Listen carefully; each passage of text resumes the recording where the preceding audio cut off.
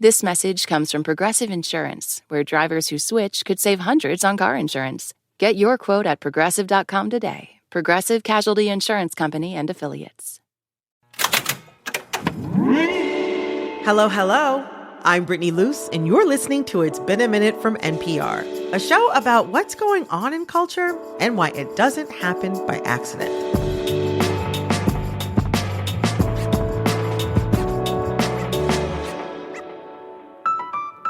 This week, we're connecting the dots between unauthorized flyers, secret chat rooms, and campus lawns.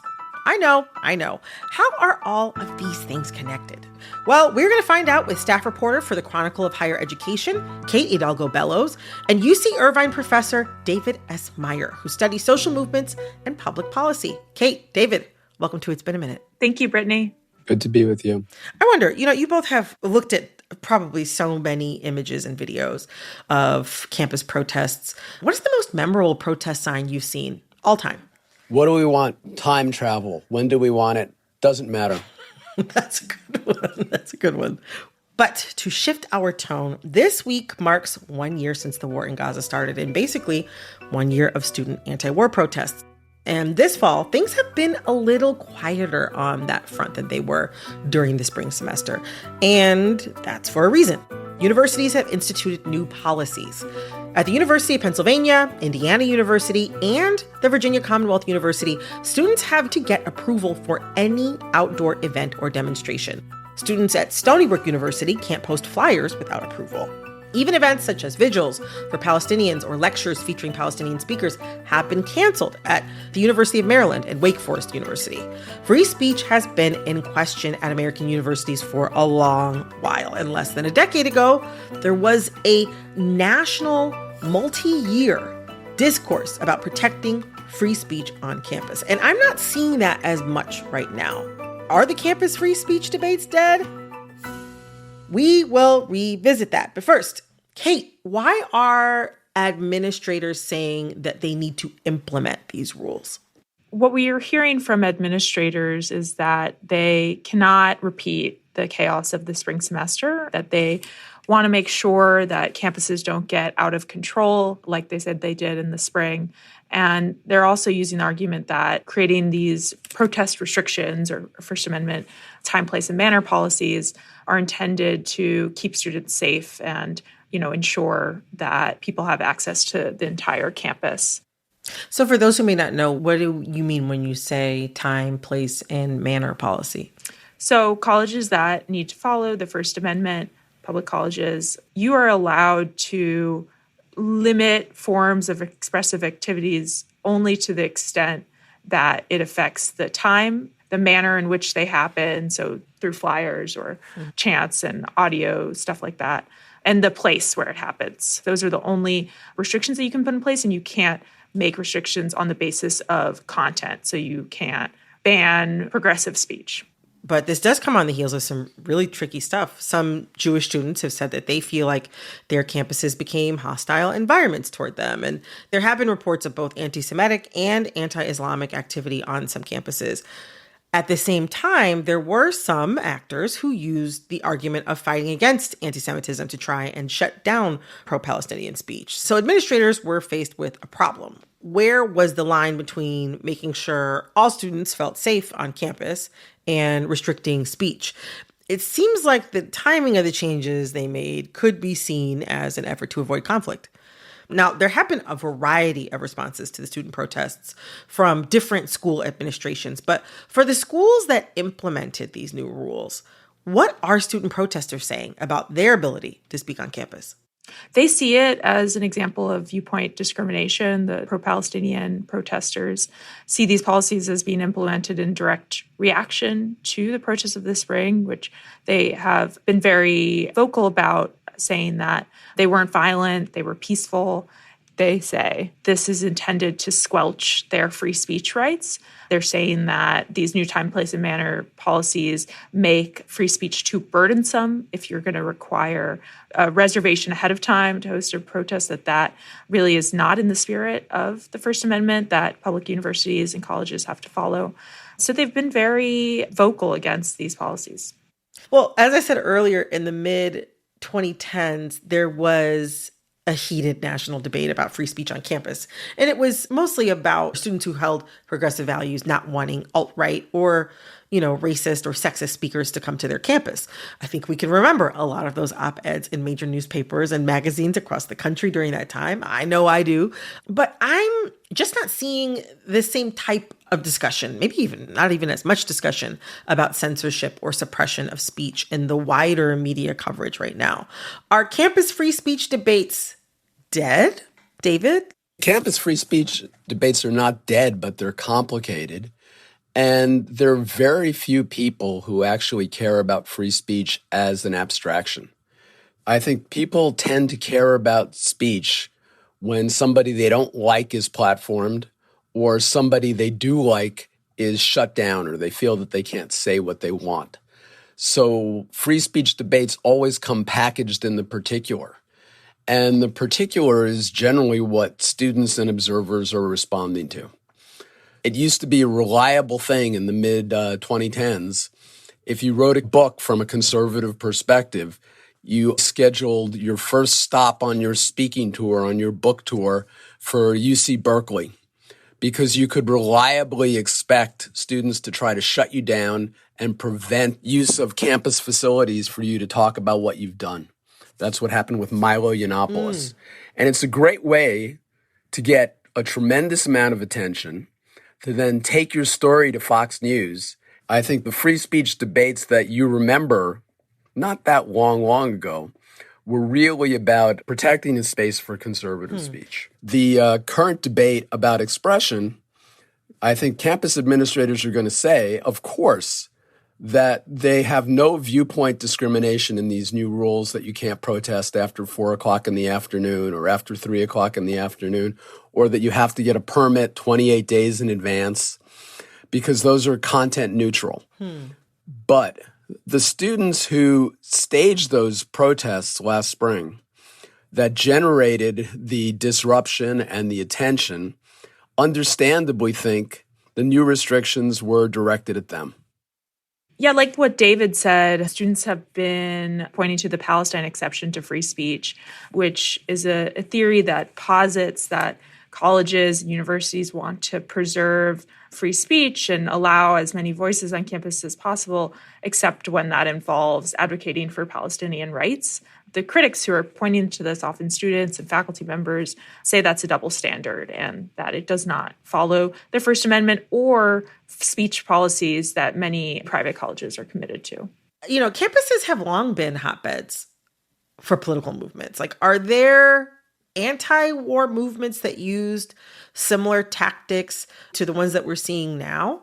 Because, a lot of the pushback has been based on how disruptive these students' techniques have been.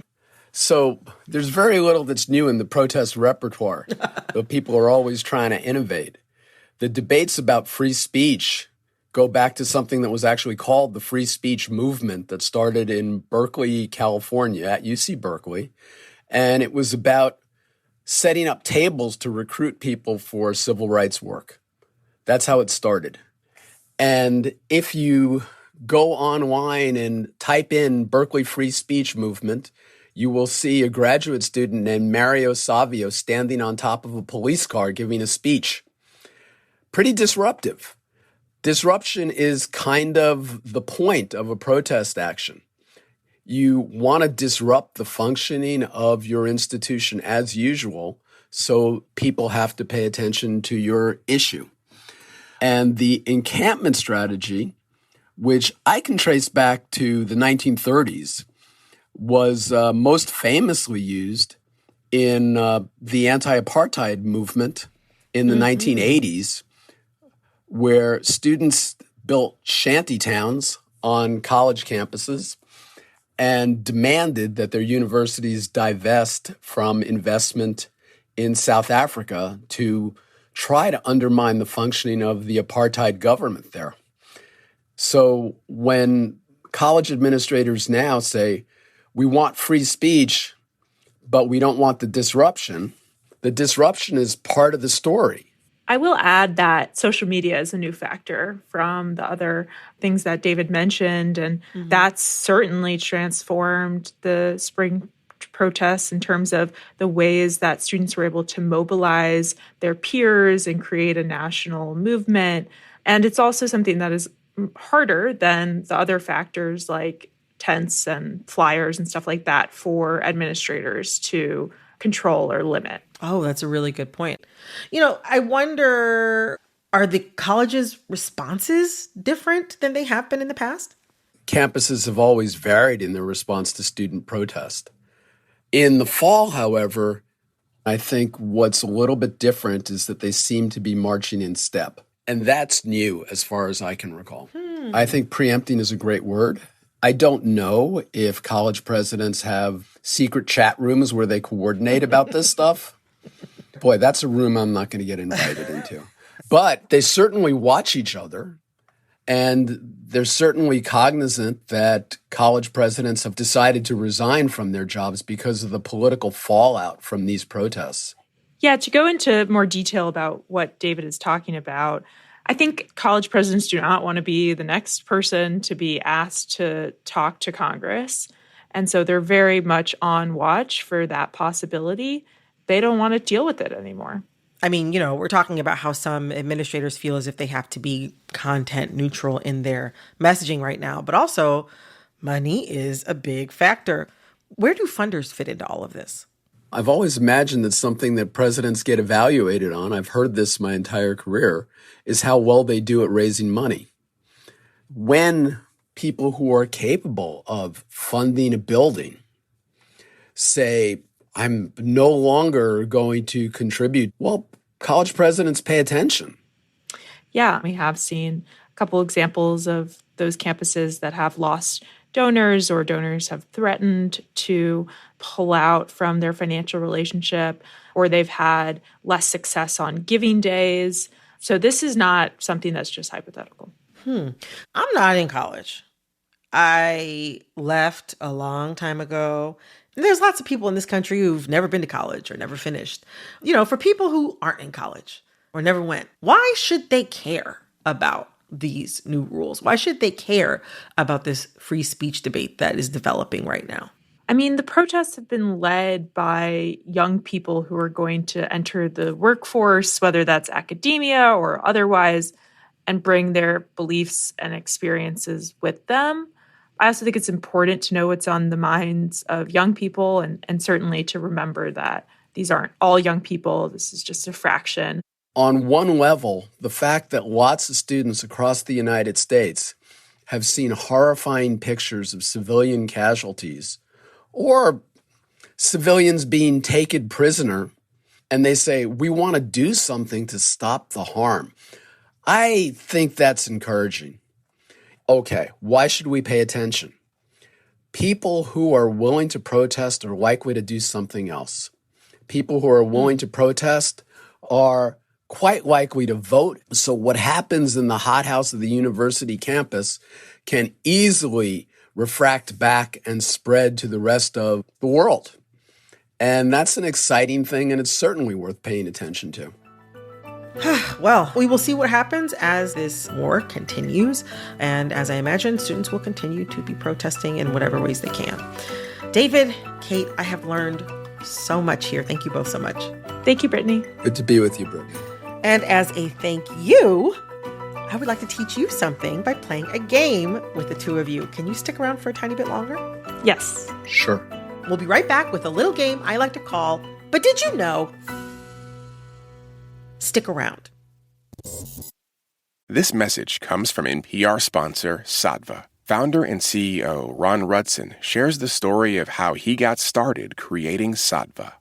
In 2007, 2008, I went out and I bought the most popular luxury mattresses. I tore them apart, and I realized, based on the raw materials cost and the analysis that I had done, that I was able to sell that level mattress, but with a very affordable price. To learn more, go to SAATVA.com/NPR. This message comes from REI Co-op. You can't make more time. But when you opt outside, you can make the most of it. So make time for those early morning runs, last-minute ski trips, and timeless views. From small victories, big fails, and everything in between. And when you're ready, REI has the gear, clothing, classes, and advice to help you make the most of your time out there. Visit your local REI co-op or rei.com/opt-outside. This message comes from Carvana. With Carvana Value Tracker, you can track your car's value anytime, anywhere. Carvana will even let you know when your car's value changes with updated emails. However you value your car, know its worth with Carvana Value Tracker.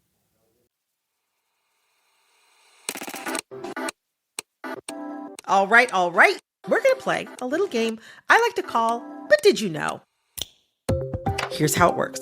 I'm going to share a story that's been making headlines this week, and as I give you some background on the story, I'll also ask you trivia related to it. But don't worry, it's all multiple choice, and the first one to blurt out the right answer gets a point. Person with the most points wins, and their prize is bragging rights. Are y'all ready? Sure. Great. Yes, I'm ready. I could use some bragging rights. There have been a few major flops as of late, from box office duds like Megalopolis and Joker, Folie à Deux, to Katy Perry's ill-fated album, 143. Something I'm learning is that you're never too big to flop. And we're going to learn a little more about these panned projects. To begin, Megalopolis is a movie whose lead character, an architect, can stop time with his mind. Beyond that, I'm not really sure how to describe this movie, and I saw it. About how long did it take Francis Ford Coppola to make Megalopolis? A, 20 years, B, 30 years, or C, 40 years? B. I'm going to say A. Unfortunately for both of you and for Francis Ford Coppola, you're both wrong. The answer is C, 40 years. He first got the idea in the 70s, but started writing the script in the early 80s. He spent $120 million of his own money for it to make only $4 million its opening weekend. Yikes. Did either of you see the movie? No, absolutely not. No. I can't recommend it. I will make sure not to see that. I can't recommend it. All right. Well, question number 2. Turning to Joker, Folie à Deux. This movie is about the Joker and Harley Quinn meeting in an asylum, the Arkham Asylum, and falling in love and singing songs. It is a musical, and many people were very upset by that. Which Billy Joel song features in Joker, Folie à Deux? Is it A, Uptown Girl, B, My Life, or C, We Didn't Start the Fire? C. C, We Didn't Start the Fire. Okay, wow, you both said C. And we're both wrong, right? The answer is B, My Life. The movie musical also features Fly Me to the Moon by Bart Howard and When the Saints Go Marching In. But unfortunately, Miss Gaga's music stylings were not enough to get people to see this movie. Oh, no. What movie that maybe doesn't need music would you want to turn into a musical? I know my answer. I think the horror movie Saw 3. It's already so unserious, and a lot of it takes place in one room. So why not add a song? Boom, put it on stage. Done. I feel like it's hard to think of movies that haven't been turned into musicals. At this point, Maybe the new Apprentice movie about Donald Trump's early years. Oh my God. that might actually be a little too good. All right. Well, to recap the score, David, you are at 0 points, and Kate, you are also at 0 points. So without further ado, the final potentially tie-breaking question. Number 3. Staying on the topic of music, let's turn to Katy Perry's album 143. Which phrase is associated with the number 143? Is it A, see you soon, B, I miss you, or C, I love you? I miss you. Let's go with C. Well, Kate, I'm glad you took that extra second to think about it because you are absolutely right. The answer is C, I love you. It's the number of letters in each word. Oh, wow. 1 is I, 4 is love, and 3 is you. 143 for I love you was very big in my middle school. But unfortunately, the love did not save 143, Katy Perry's album, from receiving pans from critics. I do have a fun fact for you, though. This code seems to have originated from a lighthouse in Massachusetts. The Minutes Ledge Light flashed 1, then 4, then 3, and was nicknamed the I Love You Light. Oh, that's cute.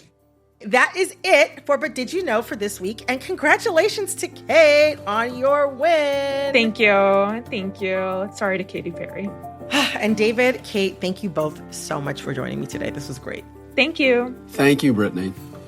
That was staff reporter for the Chronicle of Higher Education, Kate Hidalgo Bellows, and UC Irvine professor David S. Meyer. I'm going to go take a quick break, and when I get back, we are kicking off a trilogy of terror with the devil and how he symbolizes more than just evil in horror movies. Stick around. This message comes from BetterHelp.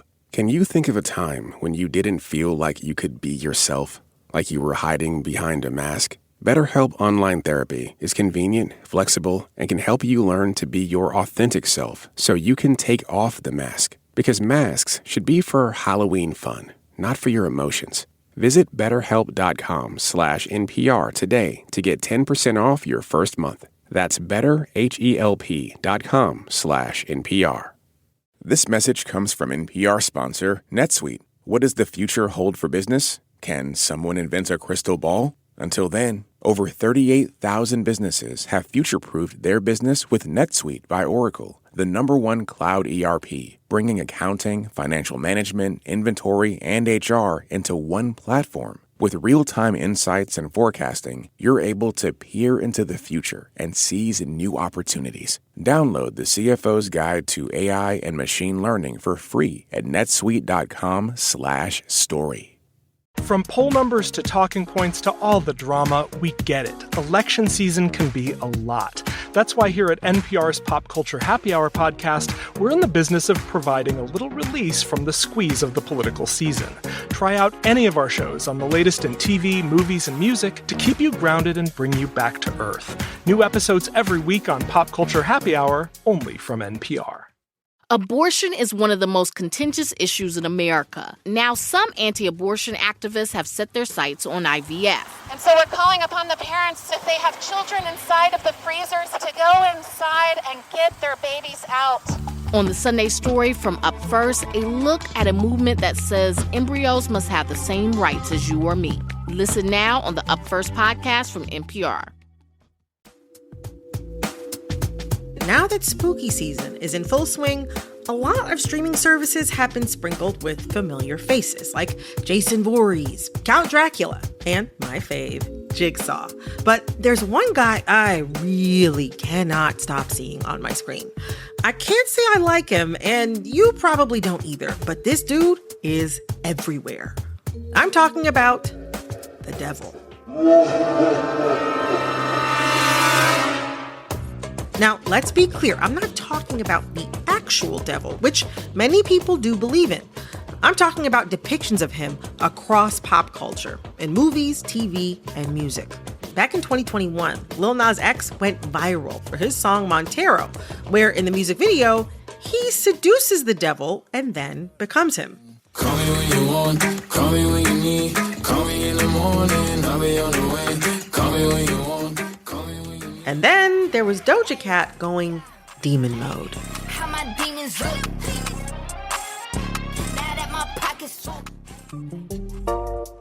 I loved both these music videos. They played with devilish imagery in a way that felt kicky and to the point, which is perfect for what's essentially a short film. But then there's the world of cinema, and the Dark Lord seems to be the villain du jour.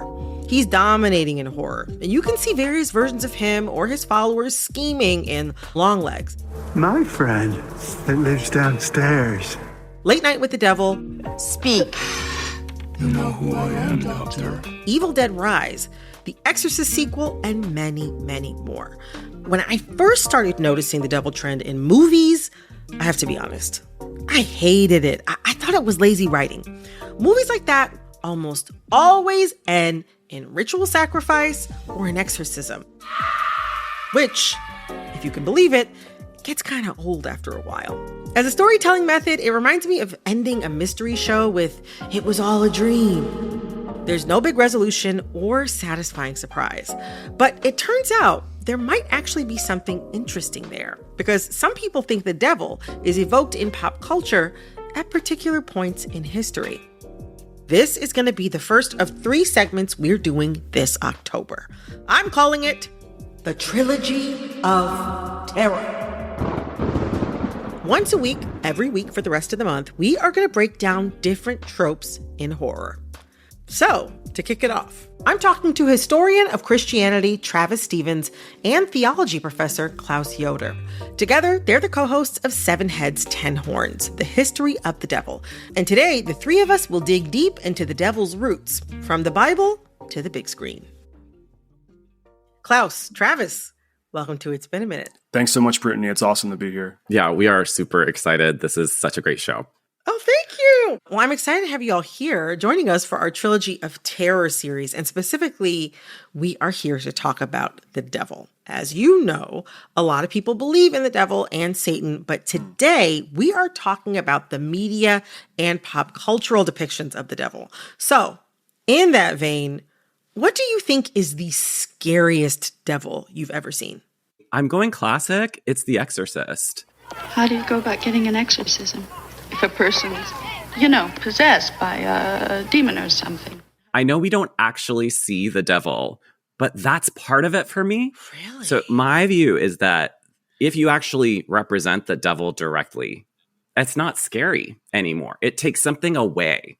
But if you can't even see, it's like stuff that goes bump in the night. That is way scarier to me. You know what they say? It's like the devil you know versus the one you don't. That's a very good point. Very good pick, Travis. Thank you. Okay, but what about the funniest devil you've ever seen?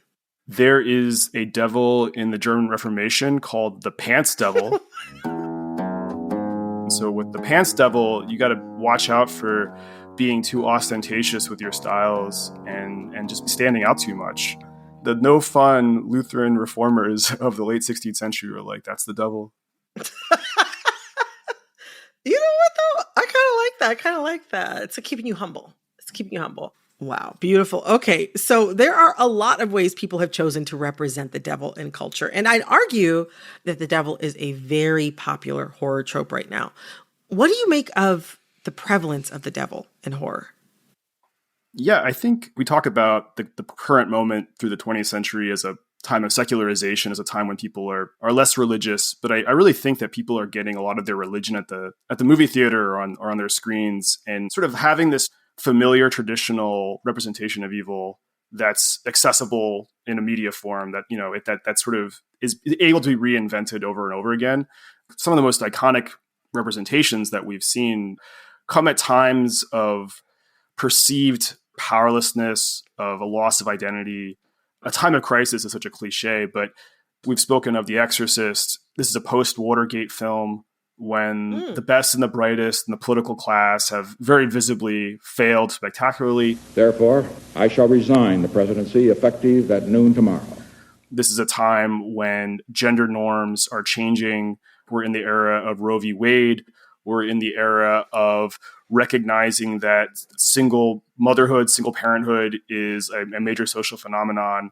So for those of you who haven't seen it, The Exorcist is about a single mom whose kid gets possessed. I'm Damien Karras, and I'm the devil. And to bring it to today, the anxieties around single motherhood are still with us. And I don't think I'm spoiling it when I say this, but Longlegs also makes a strong connection between single motherhood and the devil. Why don't you ask your mommy? And Evil Dead Rise also follows a single mom and her pregnant sister's battle against demons. Oh, mommy's with the maggots now. And so I think that when we have moments of great anxiety, the devil pops up on your shoulder. And I think that that's a real big part of the equation. It's like a way of processing major social, political, cultural anxieties. Oh, that's such a good point. How if something feels unfamiliar or new or unknowable or unexplainable, then it's very easy to explain things away as evil. And what better way to represent evil than the devil? Travis, I'd love to hear from you on this. Like, why do you think the devil is so prevalent in cinema? I think right now there are anxieties that we need to work out in our shared imaginative, creative, artistic sphere. And cinema is a great place to do that, right? When it leaks into our political sphere, that's where I think we get into real trouble, because that turns into flattening and groupthink and labeling entire social groups as evil. Devil imagery of the devil, demonic imagery has been with us basically as long as the belief in God. But how have the patterns in how the devil physically shows up or is depicted on film reflected our anxieties about him? The pattern I would point to is the association between the devil and these people who have too much power or are like sort of selfish to a satanic degree. Like those associations with elites is something that you see a lot. And that goes all the way back to the Hebrew Bible. Elites out of control is often something you see associated with the devil. I mean, I could see that with the recent movie Late Night with the Devil, which features this talk show host who rubs elbows with the world's most elite men. But the devil being aligned with the greedy elite also matches up with how devil-like figures are seen across different religions. I would just add that there's also a kind of recycling of tropes that are, deeply conservative or traditional. Some of those might include the goat horns. That goes a couple of different ways. One, you've got sheep and goats, right? In Jesus's parables where goats are evil, sheep are good. So you see those horns and you know who you're dealing with, right? So there's that. Yeah. There's also like the horns that come from medieval anti-Semitism. So there was a mistranslation of this part of the Bible where Moses is coming down from the mountain, receiving the law, and having seen God face to face, has a shining face is how you should translate this Hebrew. But you can also translate it as horned. And so medieval Jews, including Moses archetypically, were represented as having horns in some ways. And because that was the social anxiety of the Christians of that era, that got taken up in representations of the devil as well. Wow. What you describe is something that, I've heard some of my friends growing up, like their parents had people, back in the 60s or 70s inquire as to why they didn't have horns because they had heard that Jews had horns. It kind of bowls me over how that was something that went that far back and also had roots that were so associated with evil. It's wild how powerful these images of evil and these images of demons or the devil can be and how they can actually harm people in real life. Totally. But on your podcast, you've also tied the devil to fear of the other. Can you expand on that fear of the other and how you see it reflected on screen? One of the most chilling and like openly xenophobic parts of Rosemary's Baby is at the end when everyone's assembled around like the bassinet cradle thing. And it's like Japanese tourists. And like, this is such a trope of like 70s films, the kind of awkward, like dorky looking Asian tourists who are just like crowded around things with cameras. And then you see them at the end there for the birth of the Antichrist Satan baby. And it feeds into that association with foreignness, with the diabolical. And it also feeds into the idea of like the diabolical as a evil conspiracy of, we might say, globalists, right? That it sort of feeds into the anti-Semitic-ness of it all too, of that this is something that is hostile to national boundaries, is actively trying to degrade and destroy America and Christianity and stuff like that. So yeah, that's like sort of a classic one. Great. I can hop in with a relatively recent movie, Longlegs. One of the more subtle tropes is a kind of queer coding of the villainous character. And the director has gone on the record to say, oh, this was not intentional. We're here to critique the artwork, right? Not the intention of the folks who created it. And what comes out is you've got this creepy adult character who presents as someone who uses makeup, has kind of long, shaggy hair. It could be like a glam rock aesthetic, could be some plastic surgery gone wrong. But what comes across is definitely not someone who is strongly on one side of the gender divide. That's part of a longer legacy of horror playing with ideas of gender. There's a clear link in the film between this genderqueer character and satanic ritual and worship. That is the disturbing connection that I think links to contemporary politics. Anti-trans legislation is being pushed in conservative Christian circles for political reasons. You know, for most of history, I would argue, being called a devil worshiper was bad. But there's been a modern day shift where pop stars like Lil Nas X are embracing satanic imagery. Billie Eilish recalled that classic imagery of the fall of Lucifer in the video for her 2019 song, All the Good Girls Go to Hell. She'll want the devil on her team. And when Sam Smith and Kim Petras performed their song Unholy at the 2023 Grammy Awards, Sam was dressed in full devil regalia, top hat to pitchfork.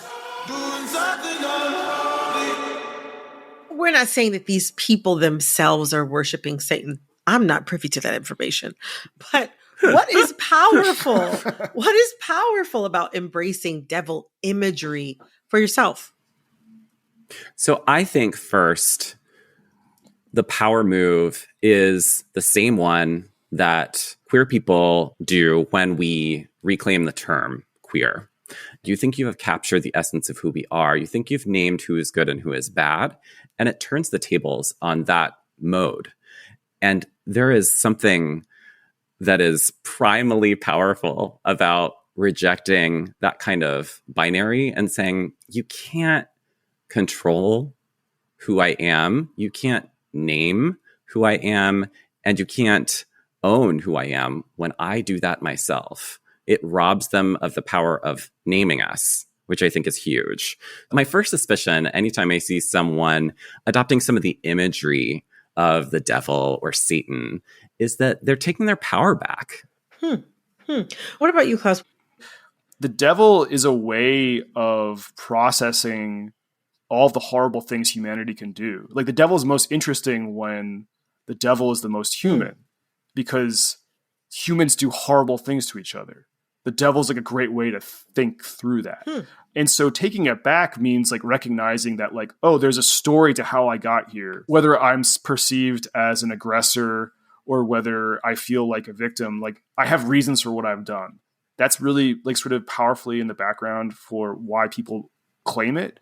It's seen as like sort of the quintessential modern gesture. You know, ironically, like owning the demonization is a way of owning your humanity. And I think that's why it's powerful.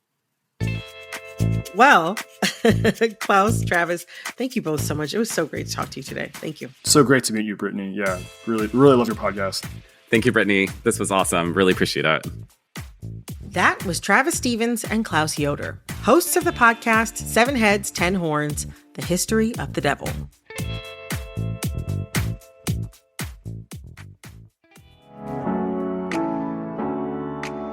This episode of It's Been a Minute was produced by Barton Girdwood, Alexis Williams, Liam McBain, Corey Antonio Rose. This episode was edited by Jessica Placzek. Engineering support came from Carly Strange, Simon Laszlo Jansen. Our executive producer is Jasmine Romero. Our VP of programming is Yolanda Sanguini. All right, that's all for this episode of It's Been a Minute from NPR. I'm Brittany Luce. Talk soon.